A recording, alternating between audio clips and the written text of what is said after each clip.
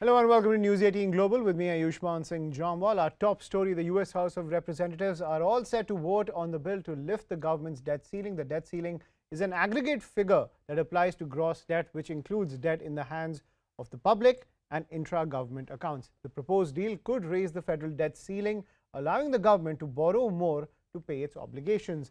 It would also fund the government for the next 2 years. The Treasury Secretary Janet Yellen has warned that the federal government will be unable to pay its bills starting on the 5th of June unless Congress takes action. I anticipate voting for this rule. A key Republican hardliner on the powerful House Rules Committee said on Tuesday that he would support sending the bipartisan debt ceiling deal to the floor for a vote, a critical first step in advancing Speaker Kevin McCarthy's agreement with President Joe Biden and avoiding a catastrophic default.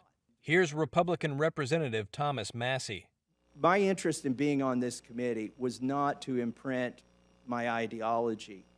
I think that is an inappropriate use of the Rules Committee. What do the 13 of us owe the rest of Congress? We owe them an honest shake and a playing field that doesn't change.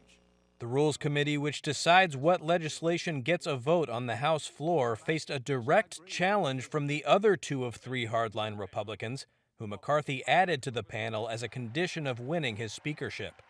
Not one Republican should vote for this deal. Ahead of the meeting, far-right members Chip Roy and Ralph Norman said they planned to vote against the deal if it wasn't changed to their liking, and played down the threat of default. I don't buy Janet Yellen's "the sky's falling." She's moved the X date 3 times. June 1st, now it's June 5th, and I hear it's June 8th. What gives? Tax revenues are going to be coming in. We're not going to default. We're going to choose. They're going to say this. Let's call their bluff on it. The best deal is no deal.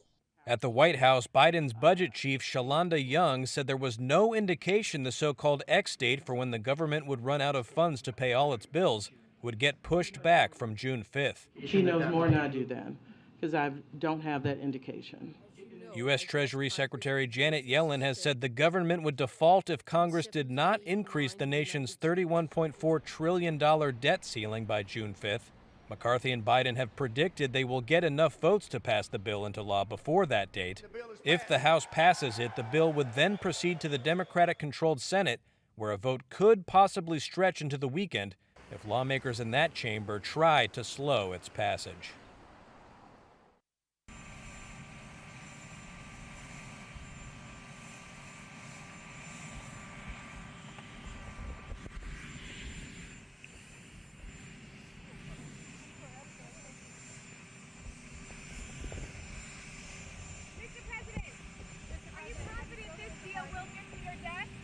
Yes. So look, I'm about to go in and call McCarthy now at 3 o'clock. Make sure all the T's are crossed and the I's are dotted. I think we're in good shape. What are the sticking points? None. Should all Democrats vote for this bill? Should all Democrats vote for this bill?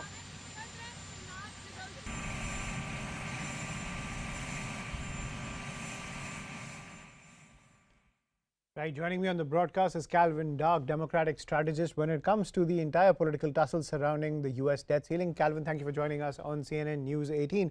My first question is that when it comes to securing a deal with the Republicans, has this been a win for the Biden administration? Because it seems Kevin McCarthy is in a fix when it comes to the Freedom Caucus. Well, I think that we should keep in mind in Washington, we say if nobody's really happy about a deal, then you've reached a compromise.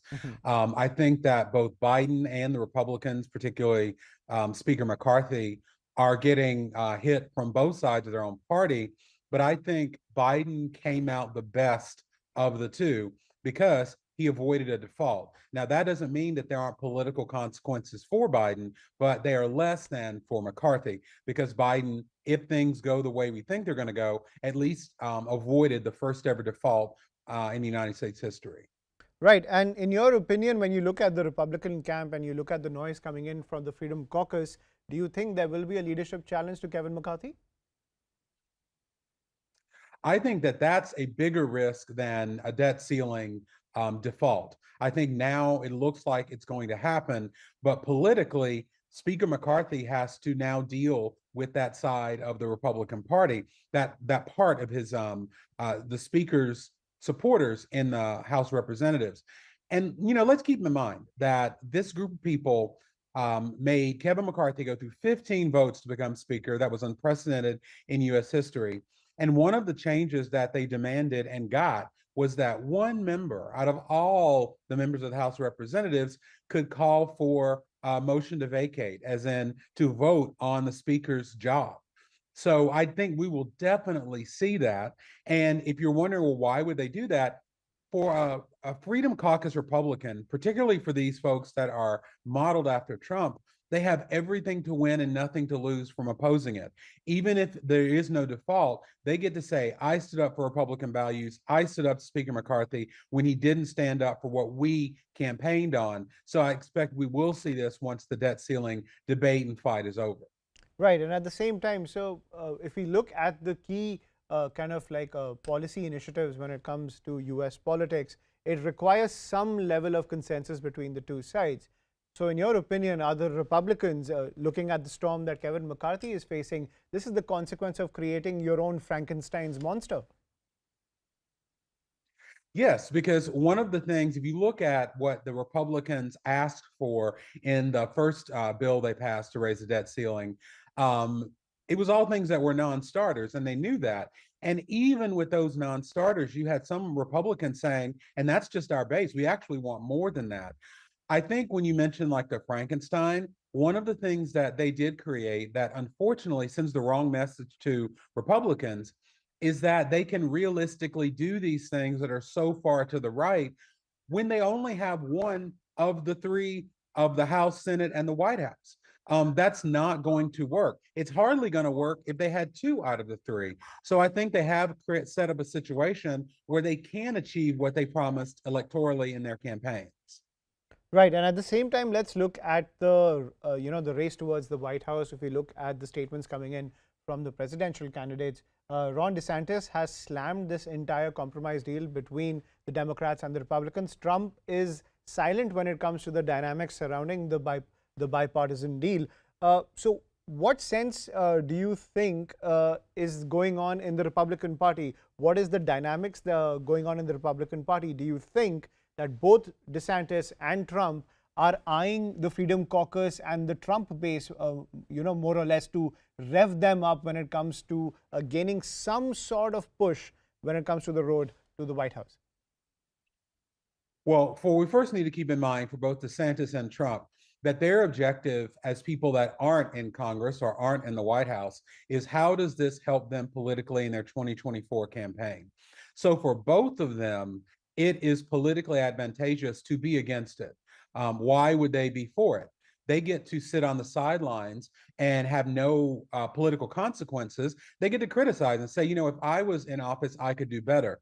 Now, when it comes to how they're going to influence the Freedom Caucus, for example, I don't think DeSantis is going to try to influence them. One, he doesn't have much influence over them compared to Trump. And two, politically, it works better if we get close to a default but not get one, while he can say he would have done better. Now, for Donald Trump, who defies all orthodoxy when it comes to this kind of thing, he may or may not come out. But I guarantee you this, he's going to claim victory. If there isn't a default and Republicans are able to get a lot, he'll say, well, that's what I would have done. That's what I told them to do behind the scenes. If they don't get what the Republican base wants, he'll say, well, you know what? If I was president, I would have gotten it done. So I think that's the calculation that DeSantis and Trump are working on right now. Absolutely. I completely agree with you because regardless of what is the outcome, Trump just finds a way to rev up his own base when it comes to the run-up to the White House, to the presidential elections in the United States. Calvin, please stay with us. Let's shift our focus when it comes to Ron DeSantis. The race to the White House is on, as I was pointing out. Ron DeSantis has started his campaign from Iowa in his 2024 campaign, where he is pitching to enter the White House as President of the United States from the Republican ticket. He started his speech after criticizing his competitor and the frontrunner Donald Trump. He bashed Trump on subjects like immigration, COVID policy, and government spending, implying that as president, he had strayed from conservative ideals. Listen in. It is great to be back, and it's great for me to report that our great American comeback starts by sending Joe Biden back to his basement in Delaware.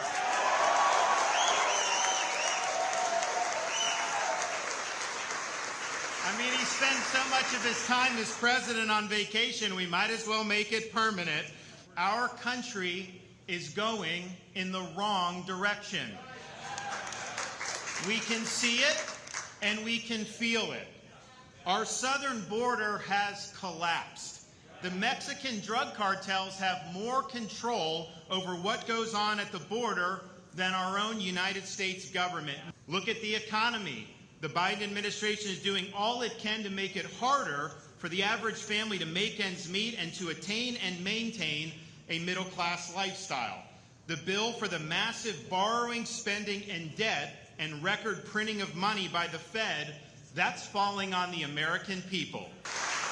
We will reverse Biden policies that have harmed our economy, and we'll build an economy where working Americans can achieve a good standard of living. We also cannot allow the quest for short-term profit to trump the long-term national interests like our elites have done with the Chinese Communist Party for more than a generation. We need to rebuild critical infrastructure and manufacturing capability in this country. We cannot be dependent on China for critical goods and materials. I think it was a great opening speech. I mean, he kind of laid out a good case for why he'd make a great president. I was honestly undecided when I started, when I came in, and he said all the things that I wanted to hear, and he hit all the points. He's really just about the family. And stop passing the buck to subsequent generations. I think he's straightforward. He's done a lot of great things for Florida. And right now, we need to do something to protect our country from Biden. He's proven in Florida that he actually can take the positions and get the job done. I think we need a candidate who won't be divisive and can actually get independents to also vote for him. We have a bureaucracy that our founding fathers would find unrecognizable. It's really powerful. You can't dismiss him or undersell him in any way, but we've already seen that, and he's just not the same guy he used to be. He really isn't, and we've done it before. There's no reason really to run him again. Yes, I think he's going to go all the way. I think he understands Americans, and I think he understands the middle class, and so I think he's going to do an amazing job. Calvin continues to be with us on the broadcast. Calvin, you've heard those Ron DeSantis supporters, and you know, when it comes to the Republican Party, I can never really put my finger on it. When it comes to their candidate for the White House, do you sense that there is a shift from Trumpism, or is Donald Trump, the hold he has on his base, the ultimate card that the Republicans have when it comes to getting back into the White House? Well, Trump does have a hold that the Republicans can't seem to get rid of, but now that hold will not help them to get into the White House, because let's think about who has Biden beaten before to get into the White House. There's one person, and that was Trump. And when we think about DeSantis, when you were playing that clip, his strategy doesn't add up. Or as we say here in the United States, the math ain't mathin'. And let me explain why. DeSantis is trying to go to the right of Trump, you know, going further right economically in these culture wars, socially, to try to attract the base, while at the same time making the argument that he has a better chance of beating Biden in a general election. That doesn't make sense, because what DeSantis is saying now to the Republican base in the primaries is so far right from what most Americans want. Those things will be a hard no for DeSantis in the general election. So he can't be further right than Trump and yet more appealable to moderates and independents, and definitely not to Democrats. So it doesn't add up. Right. So in your opinion, DeSantis can't get anywhere beyond Florida. His clout can't extend beyond Florida. And at the same time, you point out the fact that Biden beat Trump to enter the White House, but Biden's popularity is also at an all-time low. I've heard many many election experts from the United States say that the game at the end of the day is to mobilize your base. When it comes to all three candidates, you look at Ron DeSantis, you look at Donald Trump, you look at Joe Biden, the ability of Trump to mobilize his base seems to be way more powerful than either Biden or Ron DeSantis. Well, that's true, but that base that Trump can rile up and motivate is much smaller than the Democratic base. Let's keep in mind, I mean, numbers wise, it's just smaller.